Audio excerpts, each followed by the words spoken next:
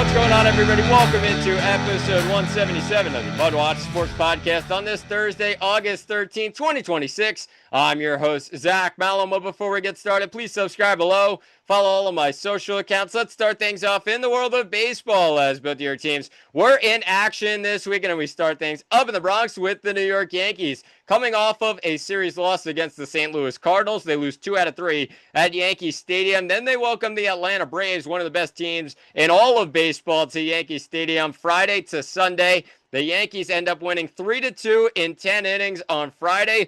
Finally, they get an extra innings win, and then they go into Saturday's game, and Garrett Cole was pretty good in that one as well. Gets the win, his 6th of the year. Yankees win it 5-4, so they defeat the Braves in the series. They end up laying an egg on Sunday, though, in the series finale. They lose 2-1 in extra innings. Of course, this one ends in 10. The Yankees cannot get anything going on offense in extras, and they have been brutal in extra innings, except for on Friday night, where they got the win. So the Yankees win 2 out of 3 against Atlanta. And then they welcome the Seattle Mariners to town, a 3-game set at Yankee Stadium. This one, the first 2 games are already done. And on Tuesday, the Yankees grab a 4-1 win. And it really was a great victory for the Yankees in comeback fashion. Yankee fans getting a little worried, especially about the offense that has been so bad recently. They finally step up after Randy Arozarena hits a solo bomb. The Yankee killer that he is gives the Mariners a 1-0 lead, and the Yankees respond. Ryan McMahon, bases loaded in the 7th inning, and he hits a 2-run single into left field to score 2 runs. 2-1 Yankees is the score, and Trent Grisham, how about a couple batters later, hits a 2-run single of his own to give the Yankees a 4-1 lead, and that's how it would finish. 4-1 the final. Brian Wu, terrific in this game for Seattle. 5 innings, 3 hits, no runs with 1 walk and 5 Ks, but the Yankees really didn't challenge him much. Ryan Weathers, on the other hand, for the Yankees, really good in this game. 5 2/3, 2 hits, just the 1 earned run on Arozarena's bomb, and then you have 3 walks, 4 Ks, 106 pitches for Weathers. Can't get out of the 6th, but he does have a really solid outing in the end. No decision for this one, as the Yankees get Tim Hill the victory in this game. David Bednar gets the save, 27th of the year. Positive sign for the Yankees. They're able to come back in this game, and the offense finally breaks through. And you're looking at the IL right now with Giancarlo Stanton, Cody Bellinger, as well as Aaron Judge, all on the IL. So the Yankees are focused on that, and it's really a cloud over the Yankee franchise right now. But those 3 guys not being on the field means that a lot of guys have to step up, and they did so on Tuesday, so give them credit. Going into Wednesday's game, they end up getting a 10-5 victory, and it was all about the offense in this game. And give credit to the Yankee offense that they were trailing in this game, and Will Warren on the mound, 4 innings, 6 hits allowed, 5 earned with 4 walks, 3 Ks, 81 pitches is all he has in this game. But the Yankee offense was the story in this one. 13 hits on the night. They put up 10 runs. They win it 10-5, and it was a comeback win once again for this Yankees team. They trailed 4-1 in the top of the 3rd after Dominic Canzone hit a solo bomb to give the Mariners a 4-1 lead. Then you have Spencer Jones with a monster game in this game. He had a 2-run double in the 3rd inning. Bottom of the 3rd, 4-3, Mariners lead it. They extended the lead to 5-3, but then Trent Grisham took over as well. Grisham, as well as Spencer Jones, were really the difference for the Yankees. Grisham hits a solo bomb, his first of the game in the 5th inning, to give the Mariners a 4-5 lead. Or a 5-4 lead, and then you go to Spencer Jones, who hits an RBI double. He ties the game at 5 in the 5th inning, and then the Yankees took it from there. Trent Grisham, I mentioned him a moment ago, hits a ribby double into center field to give the Yankees a 6-5 lead in the 7th. Ben Rice with an RBI single, then Jazz Chisholm walks in a run with the bases loaded in the 7th. The Yankees end up getting more from Trent Grisham, who hits a 2-run bomb in the 8th inning to give the Yankees a 10-5 lead, and that's how it would finish. 10-5 the final. Yankees win the series against the Mariners. The Mariners have been pretty bad this year. I mean, based on expectations, this is a team that expected to be near the top of the American League and make it into the playoffs pretty easily. it's just not been their year, and they end up falling to 9 games under 500. So the Yankees should be handling business against Seattle, but you never know. They do finish off this series in just a little while. It's a 1:35 afternoon start with Max Fried on the mound, 4-3, 2.88 ERA on the year. Logan Gilbert goes for the Mariners. The righty is 8-7 with a 3.42 ERA this season. So a great pitching matchup. We'll see if the Yankees offense continues to roll, and make sure you tune in later. A 1:35 start at the stadium as the Yankees round up this series against the Seattle Mariners. Then the Yankees go into the next series. After today's game, they end up going up to Toronto, and it's not been a great place for the Yankees in recent years, but they do have Garrett Cole on the mound tomorrow. He's going up against Shane Bieber. Toronto is 4 games under 500 right now, not having a great year, of course, after making it all the way to the World Series a year ago. Garrett Cole has been terrific recently, and he's looking to keep that going. 3.35 ERA is what he's at right now. Yankees 16 games over 500, continuing to move on and chase after the Tampa Bay Rays at the top of the American League East and at the top of the American League. So we'll see what happens. Make sure you tune in later. 1:35 start. Then as well, tomorrow, a 7:15 start up in Toronto. It's an Apple TV game. Cole against Bieber in Toronto at the Rogers Center. Shifting things to the other side of New York, as the New York Mets were also in action this weekend, and they were on a hot streak. They ended up sweeping the Cleveland Guardians last week, 3-0 in Cleveland. Then they go into a series against the Pittsburgh Pirates. They win the first game 6-4 with Zach Thornton on the mound on Friday. Then Robert Stock just completely blew up on Saturday, a 9-0 loss for the Mets. But then they come back on Sunday, and Sean Manaea has one of the best outings of his career. He was terrific in the game. Bo Bichette was also 5 for 5 for the Mets in this one.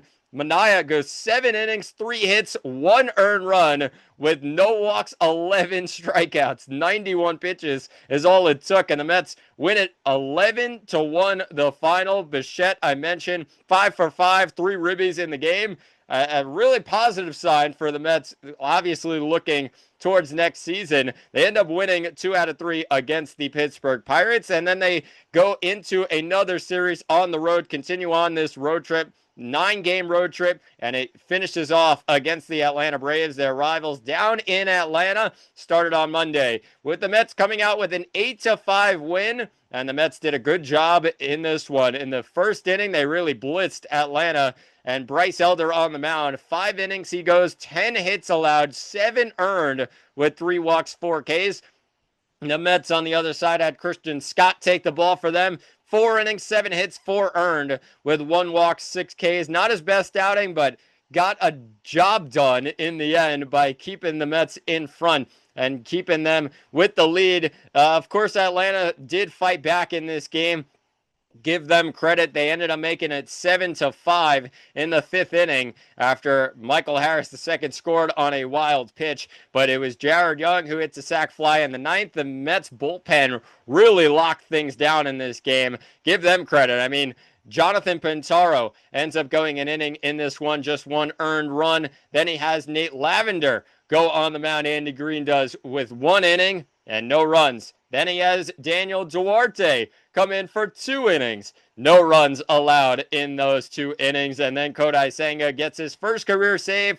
He goes and pitches the 9th and gets the job done. His first career save, ends up getting the ball back as well after Carson Bench threw it into the crowd. But the story of the game, it came in the first inning. Brett Beatty with that grand slam into center field, 407 feet. Atlanta, of course, where Brett Beatty hit his first career home run. Atlanta, where Brett Beatty hit his first career grand slam. So the Mets took a 5-0 lead, and they would hang on for an 8-5 victory. Then you go into Tuesday's game.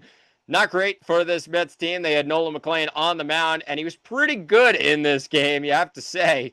But the Mets offense was just brutal in this one, completely locked down by Martin Perez. 6 innings, 4 hits, no runs, 3 walks, 2 Ks. It was not about the strikeouts for Perez. It never really is. But he really locked down this Mets lineup that was only held to 4 hits in this game. On the other side, Atlanta got to Nolan McLean in the 5th inning, finally, with Ozzie Albies hitting a solo bomb. McLean was terrific in this game, and that was just the only blip on his radar. The one hit he allowed was that bomb to Albies in the 5th inning, and then the Braves ended up tacking on with Mauricio Dubon hitting a sac fly in the 7th, 2-0 Braves, and then Matt Olson really takes it to Chase McDermott, who leaves a pitch middle of the plate, and Olson just sends it to Mars. He completely crushes that ball into right field, a 423-foot bomb into right field, and he gives the Braves a 4-0 lead. That's how it finished, 4-0.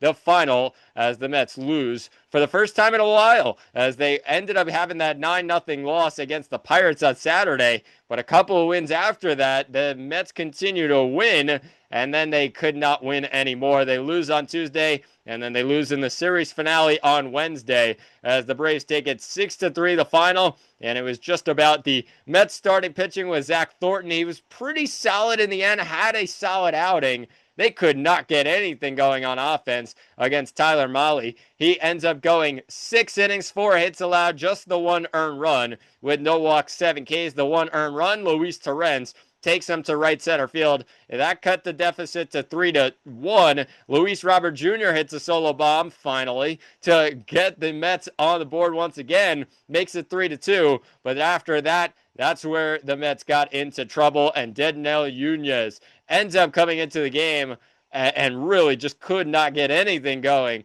He's been terrible so far this year. The ERA over 19 right now. He only goes a third of an inning with 3 hits allowed and 3 earned runs with a couple of bombs that he allows. And, that's just a bad outing for him. It gave the Braves a 6-2 lead after Drake Baldwin hits an RBI single to tack on. 6-2, it is in favor of the Braves. Bo Bichette hits another home run, though, to make it 6-3 in the top of the 9th, but that's how it finished. The Braves end up winning it 6-3 the final, and the Mets lose 2 out of 3 against Atlanta. Although the Mets did win the season series against the Braves, that's an arch rival, so you really have to take that with a grain of salt. You look at it and you go, well, the Braves are one of the best teams in baseball, so give the Mets credit for kind of taking it to them. The Mets head into another series now. They head back home, and it's a couple of series. This one starting with the Washington Nationals, another division rival. The Nationals have really stocked down, you can say, since the All-Star break. They've not been great, and even since the start of July, they're kind of back to normal after they were really hot towards the start of the season.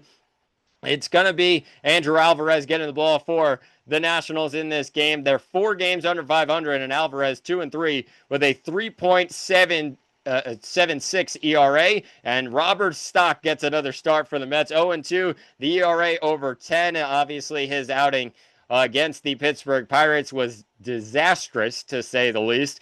And he ends up coming into this game for his 3rd career start. We'll see what happens. Make sure you tune in tomorrow. And all series long, it's a 7-10 start at Citi Field. Robert Stock against Andrew Alvarez. The Mets take on the Nationals out in Queens. But that will do it for episode 177 of the MudWatch Sports Podcast. Please subscribe below. I've been Zach Malamuth. Thanks for watching, and talk to you all on Monday.